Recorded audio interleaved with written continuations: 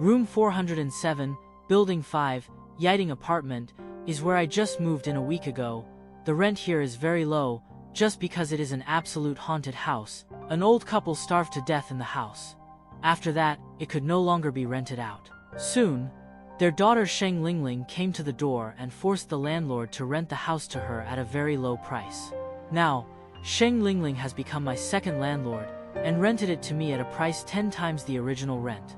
I stood in front of the door, took a deep breath, calmed down all my emotions, and opened the door with the key given by the landlord. The house is not big, about 60 square meters. It is a 2-bedroom apartment with a pitifully compressed living room area. There is a bad smell all around, and it is a mess at a glance. Leftover takeout boxes, beer bottles spilled on the ground, used toilet paper, and a pile of garbage that has been there for who knows how long. I subconsciously held my breath, glanced at the tightly closed master bedroom, and slammed the door. Sure enough, the loud slamming of the door woke up Sheng Lingling, who was still sleeping soundly. She angrily opened the door of the master bedroom and walked towards me angrily, cursing. "Wu Jing, how many times has this happened to you? If I don't kill you today, I won't be named Sheng." I rolled my eyes at her with disdain, moved my feet slightly, and kicked a beer bottle over. Sheng Lingling's attention was all on me, and she didn't notice that there was a beer bottle under her feet. She stepped on it unexpectedly and fell hard on her buttocks. She happened to sit on the snail noodles that she hadn't finished yesterday, and the remaining soup spilled all over her, which was extremely smelly. I squatted down and looked down at Sheng Lingling, who was crying in pain. "You can't even beat a beer bottle, and you still want to kill me? Sheng Lingling, if you don't have the ability to kill someone, don't brag. It's embarrassing." My contempt deeply stimulated Sheng Lingling's nerves. She fought back subconsciously with red eyes. "Who said I haven't killed anyone?" Back then, when it came to the key point, Sheng Lingling regained her senses and swallowed the rest of the words. She looked at me vigilantly. "Wu Jing, you are so rich. Why did you move to such a shabby apartment? Are you come to check me?" I felt funny. Just as I was about to speak, there was a loud banging sound at the door. "Open the door, Sheng Lingling. I know you are at home. If you don't pay me back today, I will chop you up." Sheng Lingling's expression suddenly became nervous, and she tried to hide in the room. I chuckled and turned to open the door. Sheng Lingling quickly grabbed me and cursed in a low voice. "You idiot, do you want to kill me?" I pushed her away with disgust and asked, "You caused them, so you should deal with them." After that, I opened the door and made way. The bald man in the lead was stunned for a moment, then saw Sheng Lingling, who wanted to escape behind him, glared at him, and rushed into the house with 4 or 5 strong men. The bald man grabbed Sheng Lingling's hair and slapped her several times without saying a word. Sheng Lingling was knocked unconscious, her face immediately swelled up, and she kept begging, "Please, it's Sun Jun, who owes you money, not me. If you want the money, go find him." "Sun Jun, I finally heard about you."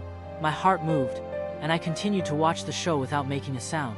The bald man slapped him again and cursed, "Don't fool me, you two are no good.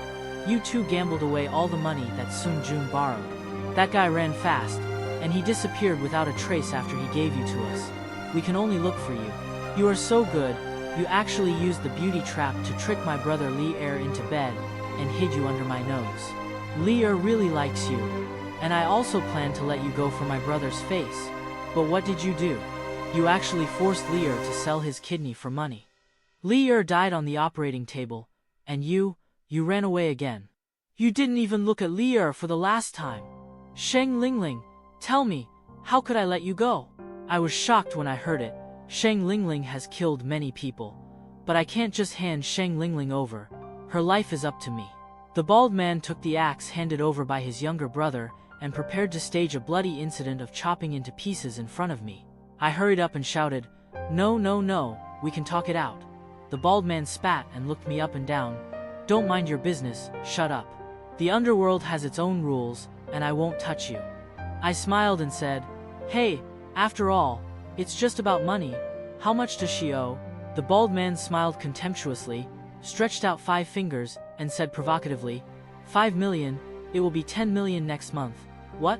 You want to pay it back for her? I shook my head quickly. How can I do that? Brother, how about this? I have 500, I'll give it to you first. You can give her another month. How about it? As I said, I took out a stack of money and a bank card from my bag, and handed them to the bald man's younger brother. Here is 100 yuan in cash, and there are 400 yuan in the card. The password is XXXXX. The bald man looked at me with interest, let go of Sheng Lingling, who was already half dead, walked over and said, "Okay, I'll keep her for another month." Before the bald man took people away, he turned back and told me something. "Girl, you better keep your eyes open. This stuff is not a good thing. Don't be fooled by her." I responded crisply and sent the bald man away in a good tone. Turning around and looking at Sheng Lingling, who was secretly crawling back to the house, I smiled coldly. What kind of person is she? How could I not know?